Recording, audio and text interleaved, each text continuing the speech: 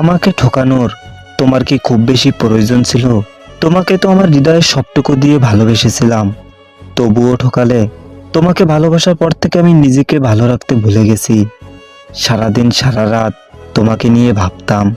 আজ তুমি যদি আমাকে বুঝতে, আমাকে তোমার প্রিয় মানুষ ভাবতে, তাহলে আমার সারাটা জীবন এতটা দুঃখে কাটতো না। আমার পরিবারের এক মূল্যবান মানুষ ভেবেছিলাম তোমাকে, তবুও তুমি বুঝলে না।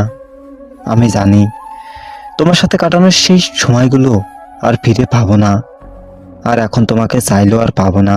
তবুও আমার মন যে বোঝে না, কারণ তোমাকে যে আমি মন থেকে ভালোবেসেছিলাম।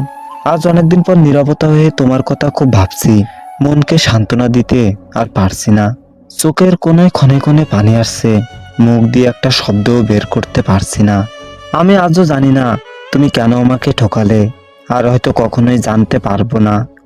তবে তোমাকে এখনো বলতে চাই, আমাকে মিথ্যা স্বপ্ন দেখানো তোমার উচিত হয়নি। তবে আমি তোমাকে কোনো অভিশাপ দেব না, কিন্তু আমার এক একটা চোখের অশ্রু তোমাকে ক্ষমাও করবে না। একটা কথা তুমিও মনে রেখো, কাউকে ঠকিয়ে কখনোই সুখে থাকা যায় না।